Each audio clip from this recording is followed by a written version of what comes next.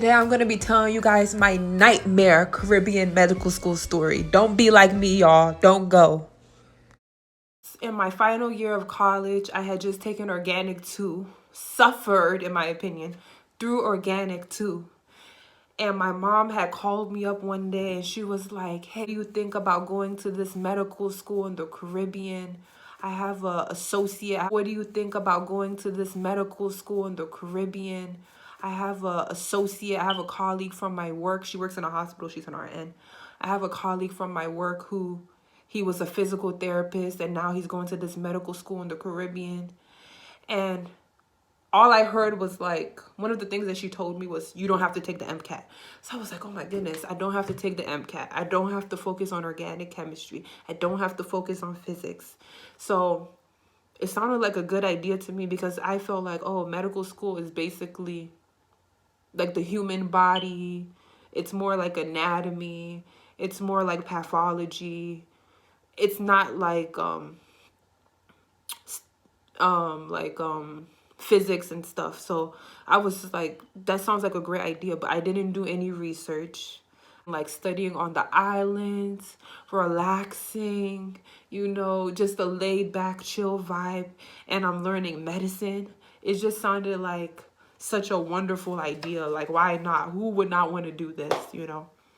So I decided to go to Caribbean med school because I was kind of like rushing to get into med school because I knew it was my passion and I just wanted to finish. So I wanted to finish and I didn't want to study for the MCAT.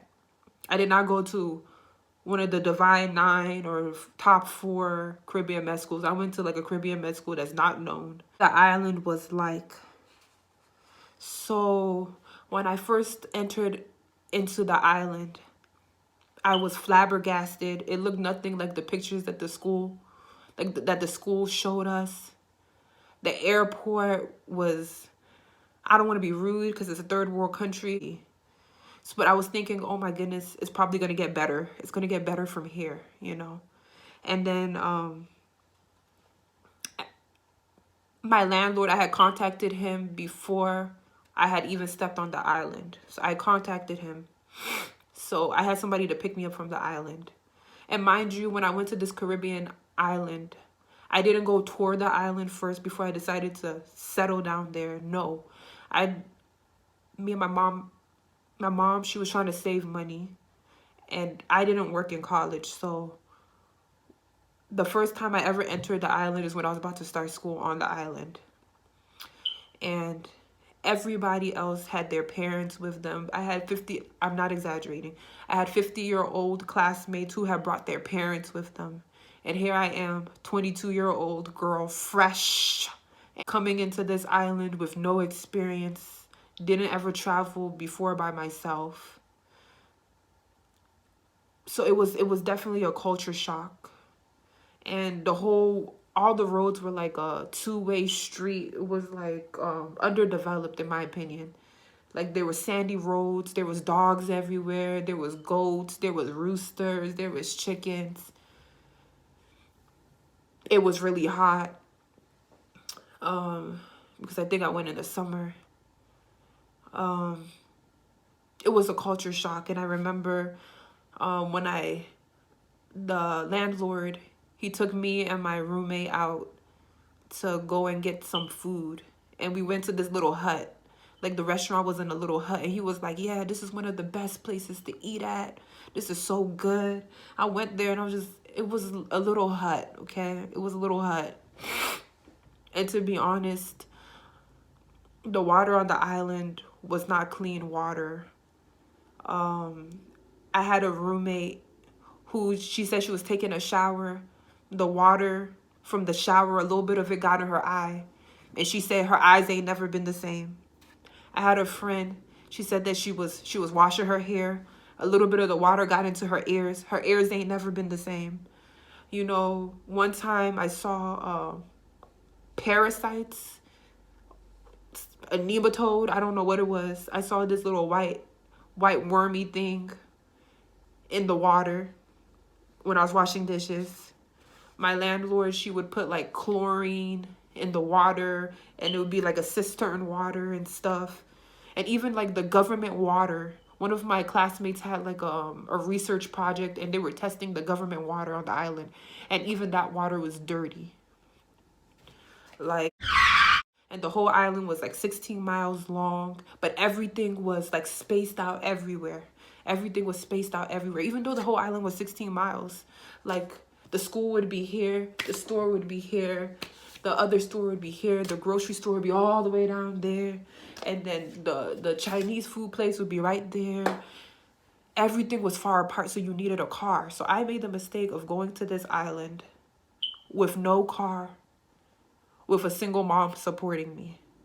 So I was like walking from home to school. Oh, there was no public transportation on this island. So I had to pay $50 every month for the bus.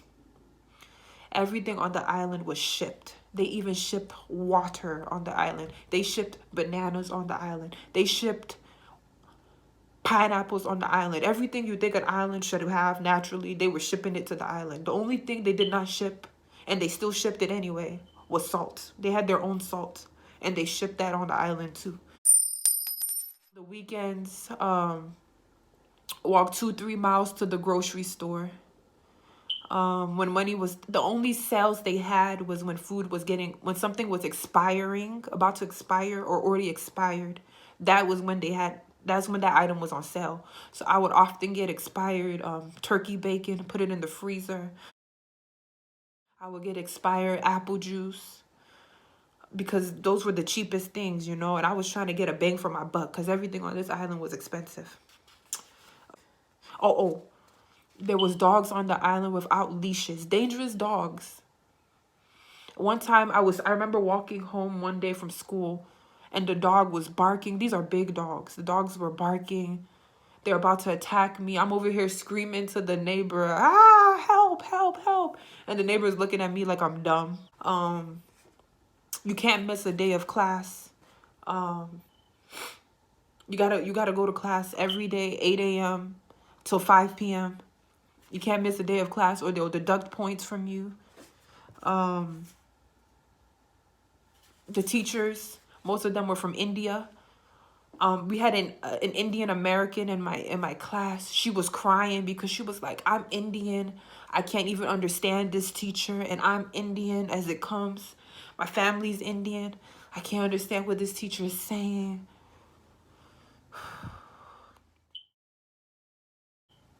Oftentimes, a lot of the teachers, they would let you know that they had favorites and they didn't care. I remember one time I was in anatomy class and one of the top students, he was in front of me and I couldn't see, and I'm shorter than him, so I was just trying to see, and I was like, I was just trying to see, and then the teacher, he was like, Princess, Eric needs to see. I changed the names. Eric needs to see. And then Eric, the top student of the class, was like, no, I'm fine. It's okay. Princess is shorter than me. It's okay. It's not a big deal. It was like the teachers had their favorites and they didn't care if you knew. Administration, some of them were behaving inappropriately with students. Some of them would go out to bars, go out in public with students in their private times, go out on vacations with students. Their favorite students in their private times posted on Facebook. The school did nothing about it. The school didn't care. Everybody was scared to get blackballed. And that is what it was like on the island. So some experiences on the one time I went down to go get some food. I think I asked the girl, how much does the food cost? And I think she was like $10, $10. And then she saw my iPhone 10. And she was like, oh, you got the iPhone 10? Okay, $20. And what could I do? I paid for it because I was hungry. I was starving. One of my friends experienced this on the island. So my friend, I'll call him T-Bone. That's not his name. My friend T-Bone, he got a bicycle to go to the library because he lived very, very far away from the island. and housing close to the island was very close to the school was very, very expensive. So he got a bicycle, okay? And he got lost on his way home. So he called the landlord to help him to come pick him up, because he called his landlord to help him to come pick him up. So this gives you an idea of what type of people that we're dealing with on this island, okay? So he called his landlord to come help him. You know, the landlord came through. And then when the landlord came, the landlord was like, okay, I'm going to help you because I know you're lost. So my friend, he was exhausted. It was hot outside. He had already been bicycling all over the town. He had already been bicycling all over the town. So the landlord came when he was super exhausted.